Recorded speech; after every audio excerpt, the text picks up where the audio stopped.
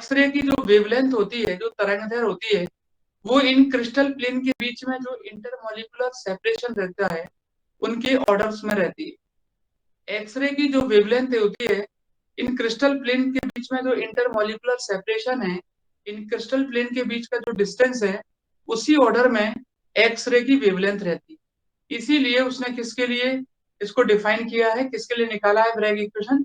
X ray के लिए। कभी आपसे कोई पूछता है कि भाई यहाँ पर एक्स किरण ही क्यों लिए हैं, तो आप ये बता सकते हो कि एक्स किरणों की जो तरंगदैर्घ्य होती है, वो इन तलों के बीच की दूरी के ऑर्डर में होती है, उनके क्रम में होती है। क्योंकि इन तलों के बीच की दूरी भी आपको एंगस्ट्रॉम में मिलती है और बहुत कम मिलती है, और जो एक्सरे रहती है उसकी भी तरंगदैर्घ्य आपको एंगस्ट्रॉम में मिलती है और बहुत कम मिलती है। उसी ऑर्डर में आपको इनके बीच का डिस्टेंस मिलता है, इसीलिए एक्सरे का यूज किया है। ठीक है, तो ये तो थोड़ा सा बेसिक हुआ। सबसे पहले हम बात करते हैं कि जो इक्वेशन एल लैम्डा बराबर 2d sin थीटा है, इसमें एन क्या है?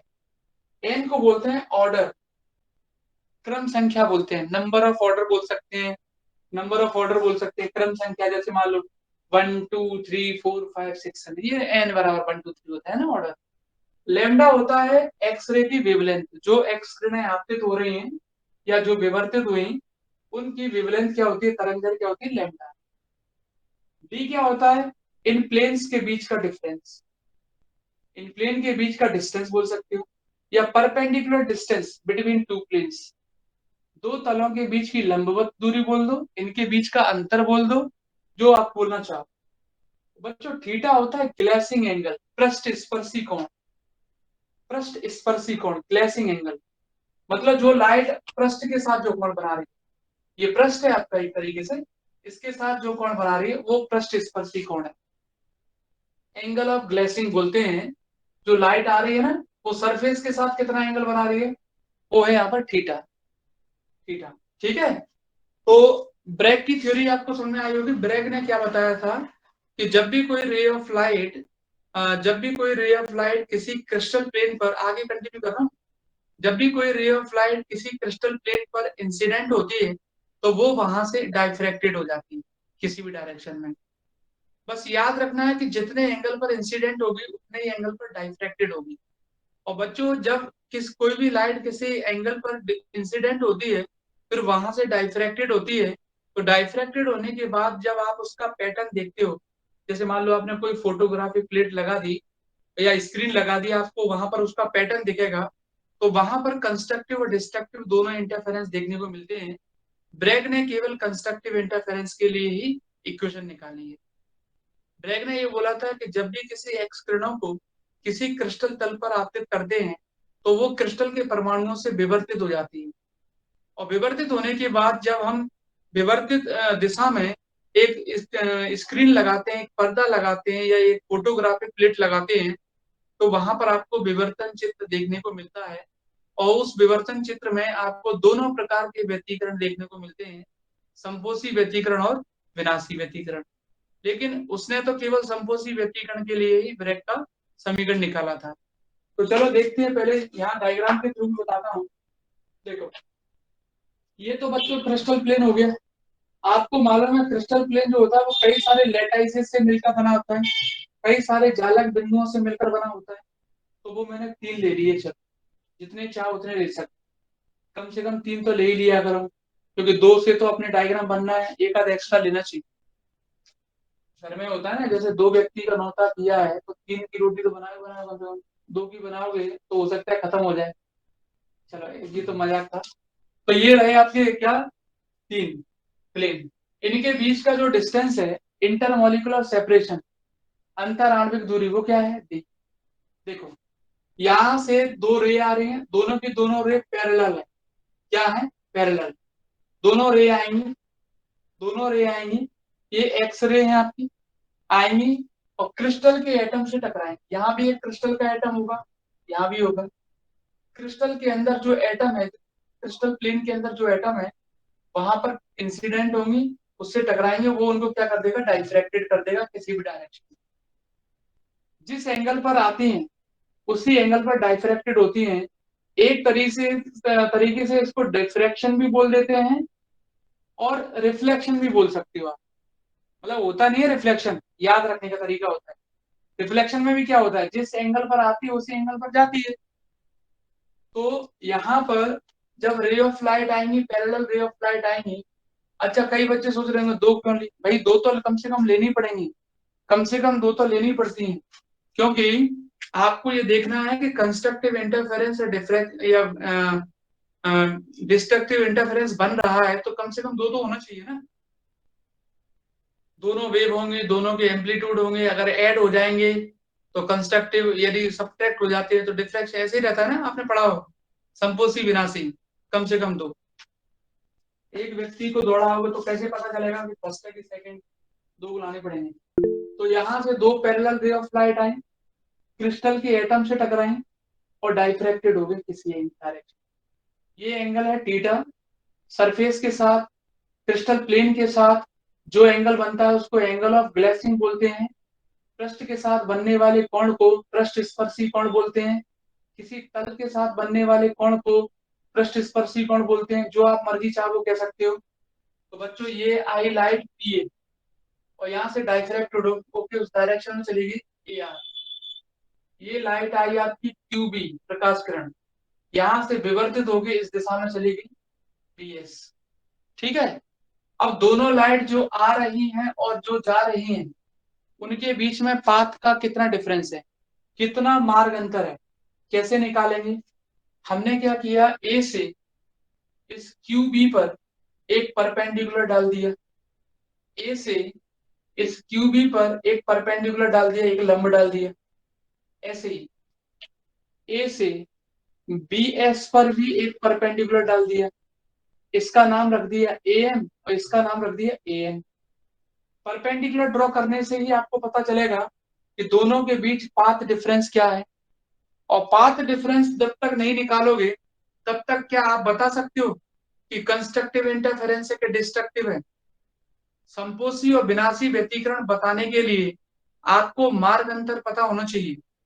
अगर मार्ग अंतर एल लेमडा है तो संपोषी, अगर मार्ग अंतर एल लेमडा है,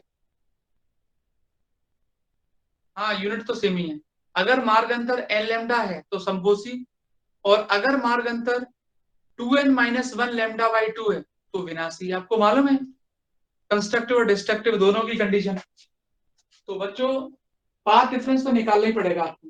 तो यहां से लाइट आएगी और यहाँ डाइफ्रैक्टेड होकर विवर्तित होकर चली जाएगी। दोनों के बीच में मार्ग अंतर कितना है, पाथ डिफरेंस कितना है, कैसे पता चलेंगे। यहां से एक लंब डालेंगे किस पर, क्यूबी पर, और यहां से एक लंब डालेंगे किस पर, बी एस पर, ए एन, किस पर, बी एस पर ए एन। तो पाथ डिफरेंस कितना हुआ जरा ध्यान से देखना। पी से लेकर ए तक का डिस्टेंस और क्यू से लेकर एम तक का डिस्टेंस बराबर है कि नहीं, बराबर है। फिर आगे देखो, ए से लेकर आर तक का डिस्टेंस और एन से लेकर एस तक का डिस्टेंस बराबर है कि नहीं, बराबर है। तो पाथ डिफरेंस कितना हुआ फिर दोनों के बीच, कितना, कितना, डेल्टा बराबर पाथ डिफरेंस हुआ, डेल्टा बराबर M B, M B plus M B plus B N. दोनों के बीच पाथ डिफरेंस कितना हुआ, मार्ग अंतर M B plus B N, M B plus B N. ये पाथ डिफरेंस हो गया दोनों के बीच में। कैसे निकालते हैं पाथ डिफरेंस, कुछ नहीं करना है, आते समय डिस्टेंस देख लो बराबर होना चाहिए, जाते समय डिस्टेंस देख लो बराबर होना चाहिए, बाकी का बचा हुआ पार्ट जो होता है वो पाथ डिफरेंस होता है, मार्ग अंतर। सिंपल तरीका होता है निकालने का।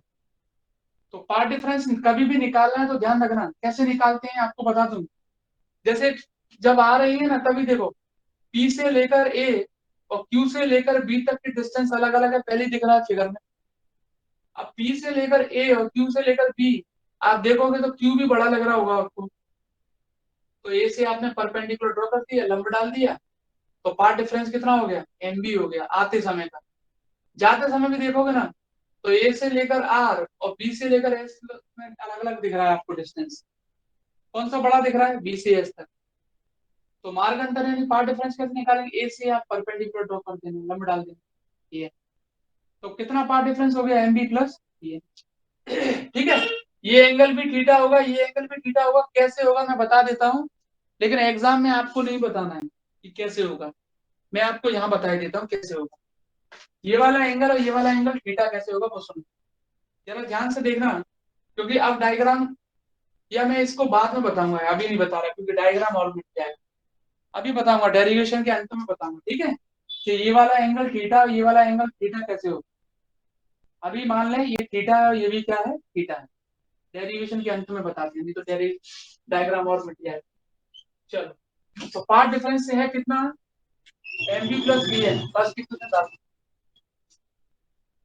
अब आपको कुछ नहीं करना है, एम बी निकालना है और बी एन निकालना है। तो क्या करें, कौन सा वाला ट्रायंगल ले लें, A M B, A M B, A M B, ये वाला ट्रायंगल ले लिया मैंने। तो बच्चों इस ट्रायंगल में मैं निकालूं क्या, देखो ए से लेकर बी तक का डिस्टेंस तो पता है कितना है, डी है, पता है। और मुझे निकालना क्या है, एम बी निकालना है। क्या निकालना है, एम बी निकालना है। इसका मतलब मुझे परपेंडिकुलर निकालना है, लंब निकालना है, और कर्ण मुझे मालूम है, हाइपोटेनियस। एम बी मुझे निकालना है परपेंडिकुलर एंगल के सामने वाली साइड, ये बेस हो जाएगी और ये हाइपोटेनियस हो जाएगी। तो इसका मतलब साइन थीटा निकाल, साइन थीटा बराबर, साइन थीटा क्या होगा, परपेंडिकुलर यानी एम बी अपॉन हाइपोटेनियस कितना होगा, ए बी, ए बी। तो एम बी बराबर आ जाएगा A B sine theta, M B आ, एम बी बराबर कितना आ जाएगा, परपेंडिकुलर, यहाँ से साइन थीटा निकालेंगे, परपेंडिकुलर अपन हाइपोटेनियस, हाइपोटेनियस मालूम है आपको डी है, तो रख दो यहाँ पर। तो यह आ जाएगा एम बी बराबर, ए बी की जगह लिखेंगे डी साइन थीटा, ये एम बी आ गया। ठीक है, ऐसे दूसरा ट्रायंगल लेते हैं, कौन सा ले लें, ट्रायंगल ले लिया मैंने A B N, A B N, ये वाला ट्रायंगल ले लिया ए बी एन। फिर निकालो साइन थीटा, क्या लिखेंगे बोलो, परपेंडिकुलर यानी बी एन अपॉन हाइपोटेनियस क्या है, ए बी एन। तो बच्चों यहां से बी एन कितना आ जाएगा, बी एन, बी एन बराबर आ जाएगा ए बी साइन थीटा। ठीक, तो यहां से आ जाएगा बी एन बराबर ए बी कितना है, D sine theta. M B आ चुका है, ए बी एन आ चुका है, इधर रखेंगे फ्रॉम फर्स्ट, बहुत सिंपल डेरिवेशन है। डेल्टा बराबर क्या लिखते हैं बोलो, एम बी की जगह लिखेंगे डी साइन थीटा, और इसकी जगह भी लिखेंगे डी साइन थीटा। तो डेल्टा बराबर आ जाएगा 2d साइन थीटा। ठीक है, फिर उसके बाद डेल्टा बराबर 2d साइन थीटा आ गया, इक्वेशन डाल दिया मालूम मैंने इसको, थर्ड। ठीक, अभी मैं पूरा डेरिवेशन कर लूं, उसके बाद कुछ चीजें और डायग्राम में बताऊंगा। अभी मैंने इसलिए नहीं बताई कि डायग्राम थोड़ा खराब हो जाएगा, ये आगे। अब उसके बाद आपको मालूम है किसके लिए ब्रैग ने इक्वेशन निकाली थी, कंस्ट्रक्टिव इंटरफेरेंस के लिए, संपोषी व्यतिकरण के लिए, और कंस्ट्रक्टिव इंटरफेरेंस। संपोषी व्यतिकरण के लिए बच्चों मालूम है डेल्टा बराबर कितना होता है, एन लैम्डा, सभी बच्चों को मालूम है जिसने सेकंड ईयर पढ़ी है। संपोषी व्यतिकरण के लिए, कंस्ट्रक्टिव इंटरफेरेंस के लिए डेल्टा इक्वल टू कितना होता है, एन लैम्डा। तो थर्ड और फोर्थ दोनों को बराबर करो, थर्ड एंड फोर्थ। तो क्या लिखूंगा बोलो, 2d साइन थीटा बराबर N lambda, 2d sine theta equal to N lambda. ठीक है, तो ये तो सिंपल सा डेरिवेशन था, हो गया। अब देखो डायग्राम में मैं कुछ चीजें आपको जो बताने वाला हूँ, देखो यहां से लाइट आएगी, क्रिस्टल के परमाणु उस लाइट को, उस प्रकाश किरण को, कौन सी प्रकाश किरण आ रही है, एक्स वाली, ये एक्स प्रकाश किरण आएगी, क्रिस्टल के जो परमाणु हैं वो इस एक्स किरण प्रकाश को विवर्तित कर देंगे। एक्सरे आई, क्रिस्टल के जो एटम है उस पर इंसिडेंट हुई, इसने उसको डाइफ्रैक्टेड कर दिया। यहाँ लगा के रखते हैं हम स्क्रीन, यहाँ लगा के रखते हैं हम स्क्रीन, पर्दा। तो जब हम यहाँ पर स्क्रीन या पर्दा लगा के रखते हैं तो मुझे यहाँ पर मिलता है एक पैटर्न, इस टाइप से, इस टाइप से पैटर्न देखने को मिलता है। तो पैटर्न जो देखने को मिलेगा आपको, उसमें कंस्ट्रक्टिव इंटरफेरेंस भी देखने को मिलेगा, संपोषी व्यतिकरण।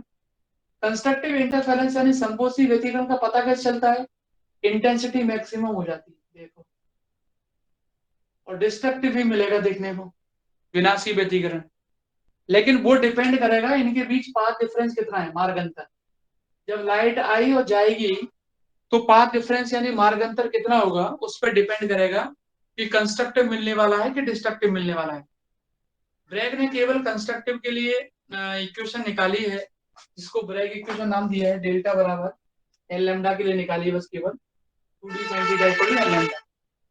ठीक है, एक चीज तो ये। दूसरा, अब सवाल ये उठता है कि ये थीटा कैसे हुआ। तो मैं आपको बता दूं, देखो जरा ध्यान से, थीटा कैसे हुआ।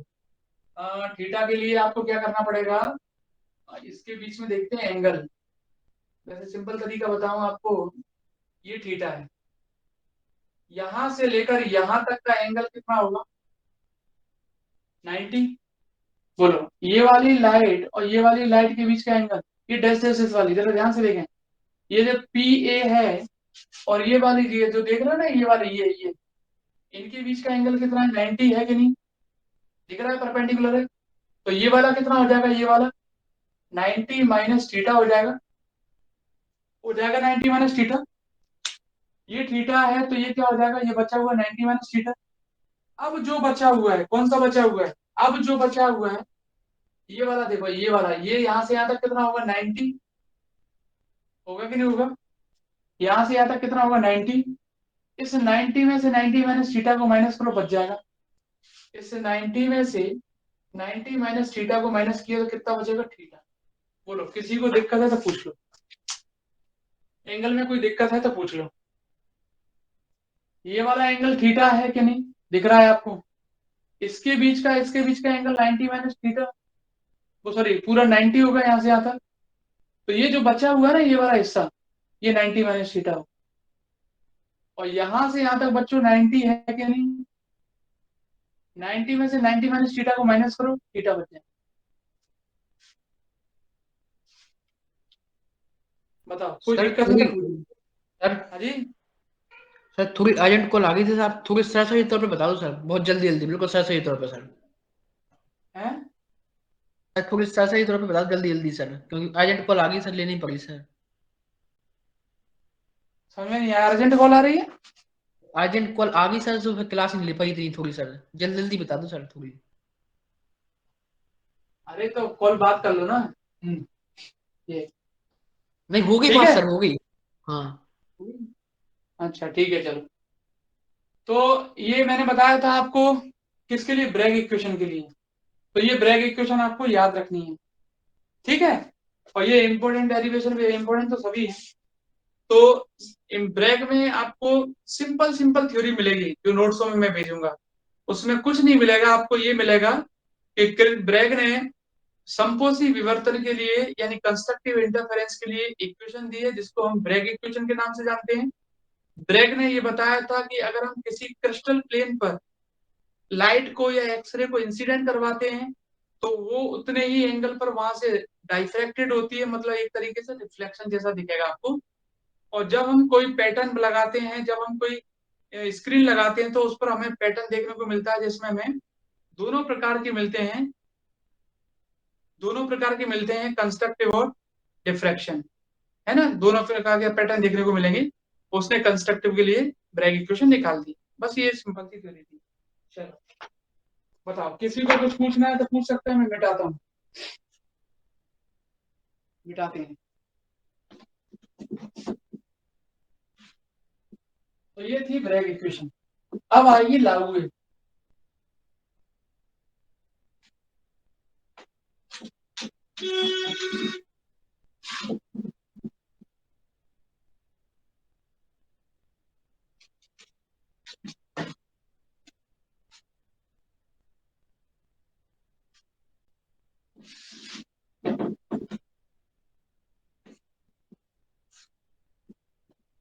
देखो, ब्रैग इक्वेशन के बाद है लाउए इक्वेशन। तो लाउए में क्या करना पड़ता है कि सबसे पहले लाउए का एक्सपेरिमेंट देख लो कि लाउए एक्सपेरिमेंट है क्या। फिर लाउए इक्वेशन का एक बड़ा सा डेरिवेशन है, और वो डेरिवेशन मैं थोड़ा सा आपको डिटेल में भी समझाऊंगा। पहले लाउए एक्सपेरिमेंट समझा दूं होता क्या है। देखो, तो लाउए एक्सपेरिमेंट एग्जाम में पूरा ही आता है ना। लाउए एक्सपेरिमेंट,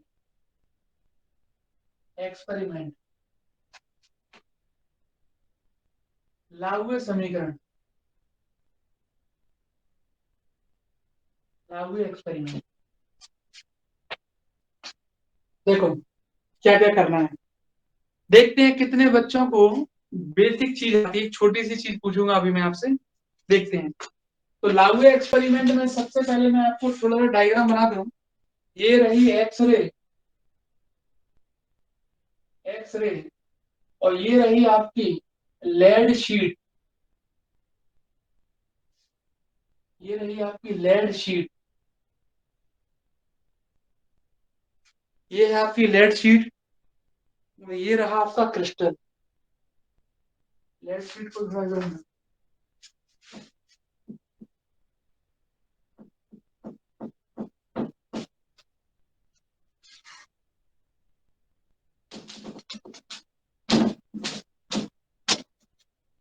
एग्जाम तो तुम लोगों के शायद थोड़े से लेट हो गए इस बार, डिले। कब तक होंगे सर? अप्रैल में गए वो तुम एग्जाम, सर क्लियर या है, नहीं कुछ पता नहीं, क्लियर है सब। हो भी सकती है। लेकिन सर जीवाजी ऐसा क्यों यूनिवर्सिटी, लेट होंगे? सर ऐसा क्यों लेट होंगे? उसका रीजन ये है कि अ, अभी इलेक्शन जैसे मान लो, अभी तो ये फरवरी फरवरी में बता रहे हैं कि भाई कुछ ऐसे रुझान आ सकते हैं, कोरोना जैसे बन सकते हैं, है ना, वो जो नया आया है कौन है, ओमिक्रॉन, ऐसे बन सर सकते ऐसा हैं। अनुमान है या ऑफिशियल है सर जीवाजी वालों का? जीवाजी यूनिवर्सिटी वाले का कहना तो ये है, जैसे मेरी बात हुई थी तो वो तो ये कह रहे थे कि अप्रैल में एग्जाम होंगे इन लोगों के। और मैंने कहा ऑनलाइन या ऑफलाइन, बोले 90% ऑफलाइन होंगे और 10% ऑनलाइन के चांसेस हैं, 10% बस केवल, और वो भी ऑनलाइन क्लियर हो ऑफलाइन की जाएगा। दिक्कत नहीं है सर, बस ये फरवरी हाँ, में नहीं नहीं, है। उनका कहना जो था मैंने आपको वो बताया है। और एग्जाम लेट करेंगे इस बार, मार्च में वैसे होने वाले थे लेकिन इस बार होंगे कम से कम, मान के चलो 10 या 15 अप्रैल, 10 अप्रैल के तो बाद ही होंगे, 10 अप्रैल के बाद। तो सर श्योर है आपको 10 अप्रैल के बाद? हाँ श्योर है, श्योर, श्योर है। क्योंकि सर थर्ड ईयर है, पेपर तो होंगे और ही होंगे बाकी ना। बाकी एक दो दिन में और मैं कंफर्म कर दूंगा आपको, एक दो दिन में मैं और बता दूंगा पूरा। जैसे आज मेरे मुझसे मुलाकात हुई थी तो वो यही कह रहे थे कि इनके एग्जाम अप्रैल में चले जाएंगे। बाकी सर एक दो बता दिन रहे में हैं सर, कोई, एमएलबी कॉलेज है सर, उसके सेकंड ईयर के फाइनल पेपर, मतलब सेकंड ईयर वालों के, वो तो सर ओपन बुक से बता रहे हैं।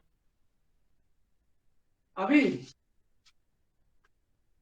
अभी कहाँ हो रहा है पेपर? बता रहे थे सर कि मतलब सेकंड ईयर की जो एमएलबी कॉलेज है उसमें सेकंड ईयर वाले हैं, बीए वाले, उनके ओपन बुक से होंगे। नहीं नहीं नहीं, अभी तो किसी के भी एग्जाम नहीं है, अभी तो किसी के भी एग्जाम नहीं है। एग्जाम जिस जिस बीए हो या बीकॉम हो, सबके एग्जाम होते हैं आपके मार्च में, मार्च के बाद ही होते हैं, मार्च में होते हैं, सही हो। अभी तो किसी के एग्जाम ही नहीं है, सीसी वगैरह भले ही चल रहे हैं अभी। नहीं सर अभी नहीं, मतलब जब बता रहे हैं कि फरवरी में हो या जब भी हो तो मतलब ओपन बुक की बोल रहे थे वो। नहीं नहीं नहीं, फरवरी ऐसे तो 12th का भी आ गया है कि 12th वाले बच्चों के 17 फरवरी से पेपर है, लेकिन ओपन बुक उनके तो भी नहीं से कराएंगे सर, अब ओपन बुक तो नहीं कराएंगे, अभी कोशिश यही अभी करेंगे कराएंगे ऑफलाइन। ना। 12th वाले बच्चों का भी देखो, 12th और 10th के जो एग्जाम है ना, उनके भी अभी 17 फरवरी से कराने वाले हैं ये लोग। और फरवरी स्टार्टिंग में जैसे मान लो थोड़ा सा अगर गड़बड़ माहौल रहता है तो ये उनको भी ले जाएंगे मई मार्च के बाद, मतलब अप्रैल में ले जाएंगे, और फिर इन लोगों के करवाएंगे ये किसके, ऑफलाइन एग्जाम। तो फिर आप लोगों को भी करवाने पड़ेंगे। मेन 10th और 12th पर अटक रही है गाड़ी। और दूसरा क्या है, इलेक्शन विलेक्शन भी है मार्च के बाद, तो इसीलिए क्या है, अब इलेक्शन भी करवाएंगे तो फिर ये एग्जाम भी करवा सकते हैं। मतलब इस बार मेरे को लग रहा है कि वास्तव में एग्जाम शायद हो ये, अभी 10% तो हाँ मैं सर, भी श्योर नहीं हूँ। ऑफलाइन की सोच के चलना है सर, ऑनलाइन की सोचना नहीं है। हाँ, इस बार सोच के ही चलना, इस बार होंगे, क्योंकि जीवा की यूनिवर्सिटी वालों का भी यही कहना है कि इस बार तो एग्जाम 100% होने ही होने हैं। तो सर करियर भी खराब हो रहा है सर, इससे बहुत ज्यादा सर, करियर भी पूरा डाउन हो गया है सर। हाँ, एजुकेशन सिस्टम डाउन हो रहा है ना। वो सोच रहे हैं कि हम 100% एजुकेशन सिस्टम को कर दें कि भाई हमारे यहाँ 100% बच्चे पास हो रहे हैं, लेकिन उससे एजुकेशन सिस्टम खराब हो रहा है। ये चीज वो भी समझ गए हैं, कोई मतलब नहीं निकल। कई कई लोगों ने सर कोचिंग नहीं पढ़ी थर्ड ईयर की सर, कई बच्चों ने सोच के कि पेपर नहीं होंगे। हाँ नहीं, अगर देखो एग्जाम ना हो तो ये खुशी की बात है, ये इस बच्चों के लिए भी हमारे लिए भी। उसका कारण क्या है कि भाई चलो अपने बच्चे भी पास हो रहे हैं और साथ में और बच्चे भी पास हो जाएंगे, उनका भी भला होगा। लेकिन क्या है, अगर एग्जाम वास्तव में होते हैं तो ये मैं लिख के देता हूँ, साइंस कॉलेज में उतना ही बच्चा पास होगा, जैसे मान के चलो अगर 200 बच्चे हैं तो मान के चलो उसमें से मैक्सिमम 50 निकल जाए तो अच्छी बात है, मैक्सिमम जिस हिसाब से मैं बोलता हूँ। क्योंकि मैंने रिजल्ट क्या है, थर्ड ईयर वाले बच्चे हो या सेकेंड ईयर या फर्स्ट ईयर हो, देखा है रिजल्ट बहुत, मतलब 50% तो फर्स्ट ईयर का रहता है।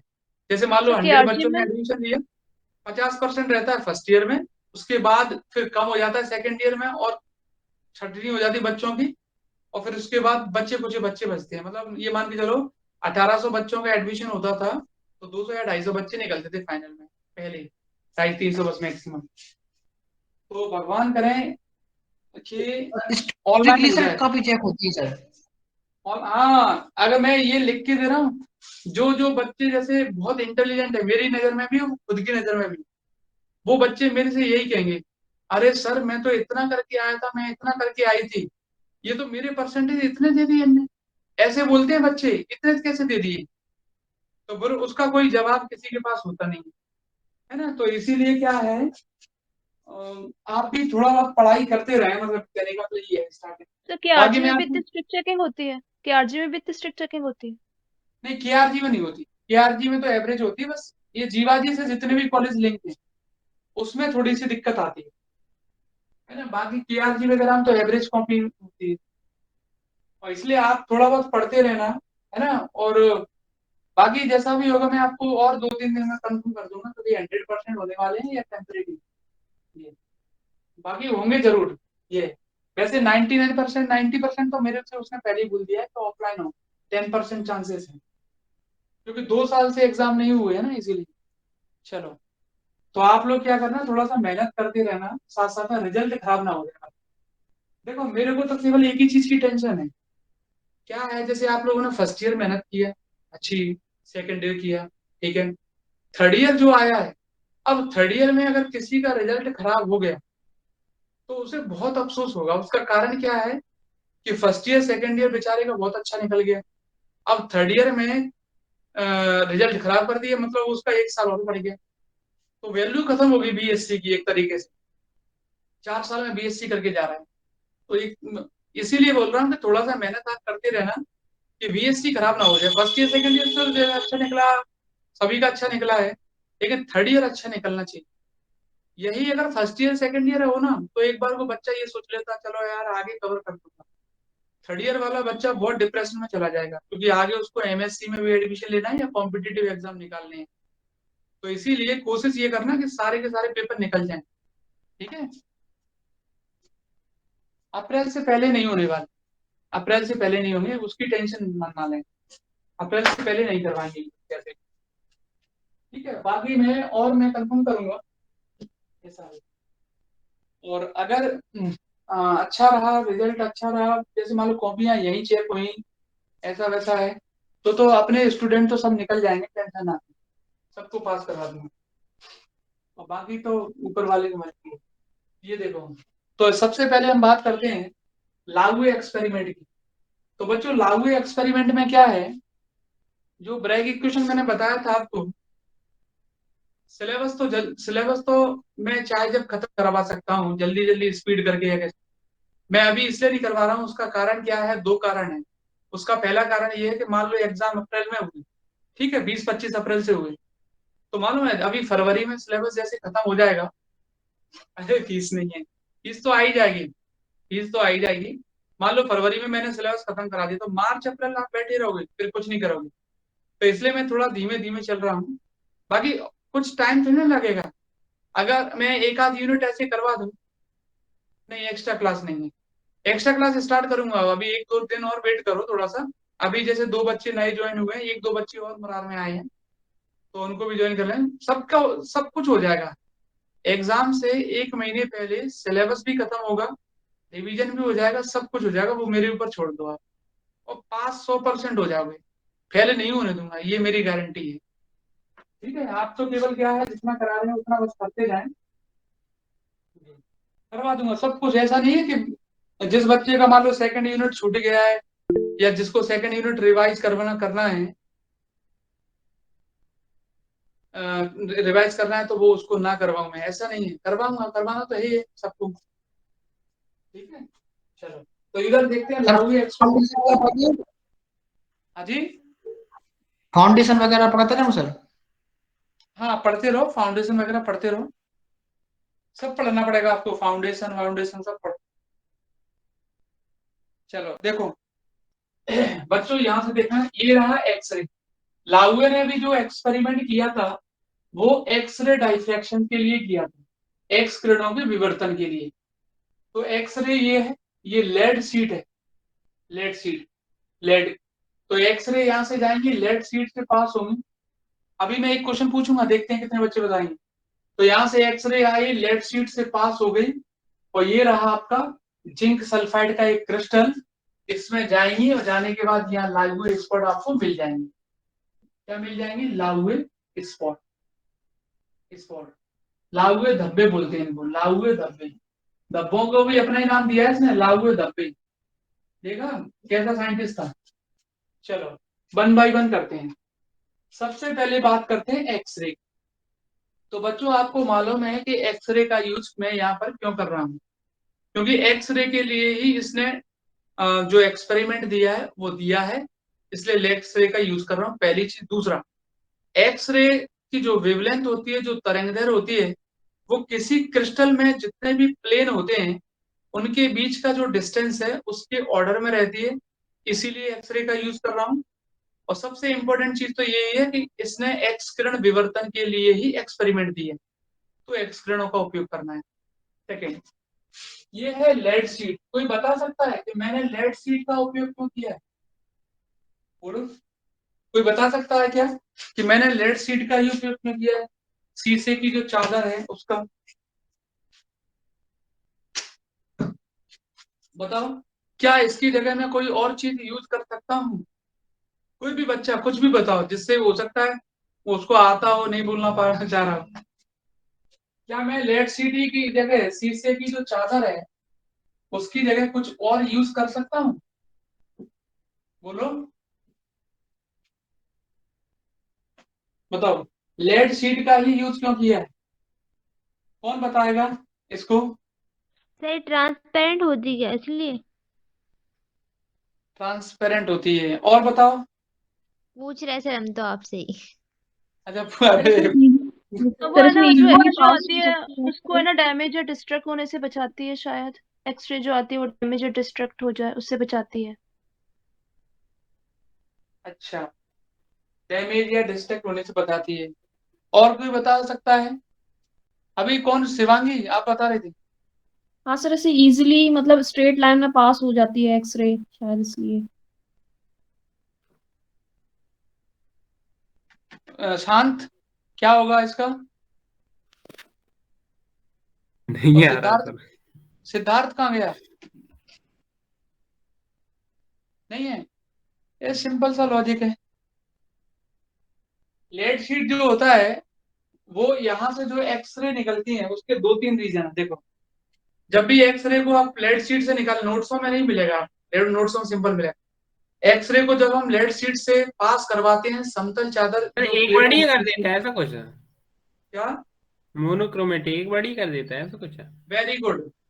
ये हाँ। यहाँ पर आप लेड शीट की जगह सिलिट भी लगा सकते हैं, नैरोअर होल भी लगा सकते हो। और यहाँ पर ये क्या करता है, एक्सरे को सीधा क्रिस्टल पर इंसिडेंट करवाएगा, सीधा क्रिस्टल पर इंसिडेंट करवाएगा, पहला रीजन। दूसरा, जो कुछ बच्चों ने बताया वो भी ठीक है कि यहाँ से जब एक्सरे जाएगी तो ये एक्सरे को डाइफ्रैक्टेड नहीं करेगा, विवर्तित नहीं करेगा, सीधा गुजरने देगा। डाइफ्रैक्टेड नहीं करेगा, विवर्तित नहीं करेगा, सीधा गुजरने देगा। जैसे किसी ने बताया ट्रांसपेरेंट होती है, ठीक है, वो भी ठीक है एक तरीके से। मेन यही रहता है कि ये क्या करता है, एक तरीके से नैरोअर होल, एक स्लिट की तरह भी काम करता है, जो केवल एक्स किरणों को गुजरने देता है और सीधा क्रिस्टल पर आपतित करवा देता है। कई सारी बुकों में ये लेड शीट नहीं लगी होगी, कई सारी बुकों में यहाँ स्लिट भी लगा के रख देते हैं वो लोग, तो कंफ्यूज ना होना। तो शीशे की चादर का उपयोग क्यों किया है, उसका कारण क्या है? एक तो एक्स किरणें यहाँ से आसानी से निकल जाती हैं, विवर्तित नहीं होती हैं, डाइफ्रैक्टेड नहीं होती हैं, और दूसरा ये एक तरीके से नैरोअर होल की तरह काम करता है, एक स्लिट की तरह काम करता है जो एक्स किरणों को गुजारता है। तीसरा नंबर आता है क्रिस्टल। क्रिस्टल में बच्चों आप जिंक सल्फाइड के अलावा जो भी क्रिस्टल लेना चाहें वो भी ले सकते हैं। जिंक सल्फाइड के अलावा कोई भी क्रिस्टल आप ले सकते हैं। क्रिस्टल के अंदर क्या होता है? जैसे एक बच्चा मेरे से एक दिन पूछ रहा था व्हाट इज क्रिस्टल। क्रिस्टल कुछ नहीं होता है। क्रिस्टल क्या होता है, एक तो 3D होता है, और दूसरा क्रिस्टल के अंदर कई सारे पैरेलल प्लेन्स रहते हैं। जरूरी नहीं है ऐसे हों, ऐसे भी होते हैं, ऐसे भी होते हैं, जैसे चाहे वैसे। तो क्रिस्टल के अंदर कई सारे पैरेलल प्लेन्स रहते हैं, कई सारे समांतर तल रहते हैं, वो ऐसे भी हो सकते हैं, ऐसे भी हो सकते हैं, ऐसे भी हो सकते हैं, जैसे चाहे वैसे। तो क्रिस्टल जो होता है उसके अंदर कई सारे पैरेलल प्लेन रहते हैं, कई सारे पैरेलल प्लेनों से मिलकर बनता है, कई सारे समांतर और समदूर स्थलों से मिलकर बना होता है। अब एक्सरे यहाँ पर आएगी, तो आपको मालूम है क्रिस्टल के एटम से टकराएगी और टकराने के बाद डाइफ्रैक्टेड हो जाएगी, विवर्तित हो जाएगी अलग अलग दिशाओं में, डाइफ्रैक्टेड हो जाएगी, विवर्तित हो जाएगी अलग अलग दिशाओं में। और यहाँ पर ये लगी रहती है फोटोग्राफिक प्लेट, इसको बोलते हैं बच्चों photographic plate, photographic plate, photographic plate. Photographic plate पर हम देखते हैं तो हमें कुछ इस तरीके से स्पॉट दिखते हैं। एक सेंटर में बड़ा स्पॉट दिखेगा और उसके चारों तरफ, उसके चारों तरफ कई सारे स्पॉट्स दिखेंगे, कई सारे धब्बे दिखेंगे, लेकिन वो सिमेट्रिकल फॉर्म में होंगे। ध्यान रखना, सिमेट्रिकल फॉर्म में, ऐसा नहीं कि सारे के सारे इधर ही मिल जाएंगे। वो कैसे होंगे? सिमेट्रिकल फॉर्म में। और इन्हीं धब्बों को लाउए धब्बे बोलते हैं, लाउए स्पॉट बोलते हैं। ये तो इसका कंस्ट्रक्शन वर्किंग हो गया, छोटा सा था। अगर आप देखो, अगर आप क्रिस्टल को चेंज करते हैं तो इस नंबर ऑफ स्पॉट भी चेंज हो जाते हैं। पहली चीज ये इंपॉर्टेंट है इसमें। अगर आप क्रिस्टल को बदलते हैं तो जरूरी नहीं है कि इतना ही आपको नंबर ऑफ स्पॉट मिलेंगे, धब्बों की संख्या इतनी मिलेगी, इससे बदल भी सकती है। अगला अगला पॉइंट ये है, अगर आप क्रिस्टल को रोटेट करते हैं तो नंबर ऑफ स्पॉट भी रोटेट होते हैं, धब्बों की संख्या भी क्या होती है? रोटेट होती है, बदलती है। जैसे ये यहाँ मिल रहा हो सकता है यहाँ मिल जाए, ये यहाँ मिल रहा हो सकता है यहाँ मिल जाए, तो नंबर ऑफ स्पॉट भी बदलते हैं, धब्बों की संख्या बनती है, बदलती है। तीसरा तीसरा ये है कि नंबर ऑफ स्पॉट अगर आपको कम मिले तो इसका मतलब कंस्ट्रक्शन सिंपल है। कंस्ट्रक्शन क्या है? सिंपल है। और अगर नंबर ऑफ स्पॉट बहुत ज्यादा मिल गई तो कंस्ट्रक्शन डिफिकल्ट माना जाता है। क्या माना जाता है? डिफिकल्ट। तो यहाँ पर दो तीन चीजें जो मैंने बताई याद रखना है। एक तो पहला, क्रिस्टल को बदलने से नंबर ऑफ स्पॉट यानी धब्बों की संख्या भी बदलती है। सेकंड नंबर, क्रिस्टल को रोटेट करने से स्पॉट जो होते हैं वो भी चेंज हो जाते हैं, धब्बों की संख्या बदल जाती है, मतलब अपनी पोजीशन को चेंज कर देते हैं। यहाँ होगा तो यहाँ आ जाएगा, यहाँ होगा तो यहाँ आ जाएगा, ऐसा। और तीसरा ये होता है कि अगर नंबर ऑफ स्पॉट जितने कम मिलते हैं उतना ही ये सिंपल कंस्ट्रक्शन होता है इसका, और जितना नंबर ऑफ स्पॉट ज्यादा मिलते हैं उतना कंस्ट्रक्शन डिफिकल्ट माना जाता है। अगला ये होता है कि लाउए एक्सपेरिमेंट क्या बताता है आपको? बच्चों, लाउए एक्सपेरिमेंट आपको सिमेट्री बताता है, सममिति जिसको बोलते हैं। किसी भी स्पॉट के अराउंड में अगर आप देखोगे तो आपको सिमेट्री नजर आएगी, सममिति। तो ये बताता है लाउए एक्सपेरिमेंट। ये बुक कहीं भी नहीं लिखा होगा, बुक मैंने ऐसे ही बोल दिया, आपसे बता दिया। यहाँ देखिए, तो लाउए एक्सपेरिमेंट आपको क्या बताता है? सिमेट्री बताता है।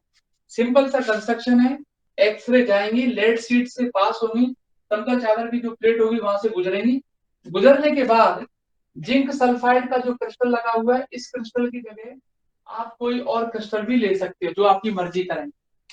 वहां से भी आपको नंबर ऑफ स्पॉट यानी धब्बों की संख्या देखने को मिलती है। जब क्रिस्टल से कोई, अब ये धब्बों की संख्या है क्या मालूम है आपको? ये है एक्सरे डाइफ्रैक्शन।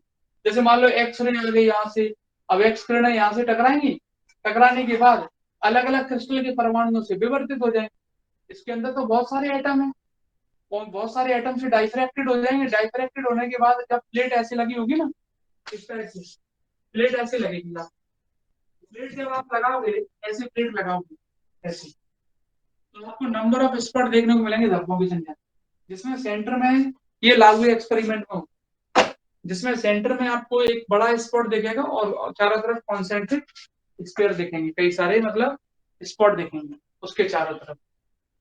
तो वो होगा आपका क्या, लागू एक्सपेरिमेंट। ये है लागू एक्सपेरिमेंट। इतना कर लो, फिर मैं बताऊंगा अगले टर्म का लागू इक्वेशन क्या होती है, लागू समीकरण, क्योंकि वो थोड़ा सा लेंदी है, थोड़े समझने वाले भी हैं। डायग्राम जरूर बना लेना, हो सकता है नोट्सों में बनाया कि नहीं बनाया, बाकी मैं नोट्स अभी भेजता हूँ आपको, तो सर ये पढ़ते रहें। फोटोग्राफिक प्लेट होती कैसे? क्या सर ये फोटोग्राफिक प्लेट होती कैसी है सर, ऐसे अपन देखें तो? वैसे तो लैब में देखी होगी आप लोगों ने फोटोग्राफिक प्लेट, गए ही नहीं है कभी सर। लैब में देखी होगी। जैसे किसी ने देखी है क्या लैब में? कोई बच्चा है जिसने देखी हो लैब में फोटोग्राफिक प्लेट? कॉलेज में कहाँ रखी प्लेट? जैसे एक्सरा रहता ना, एक्सरे जैसे एक्सरा रहता है एक तरीके से, वैसे ही एक प्लेट रहती है फोटोग्राफी।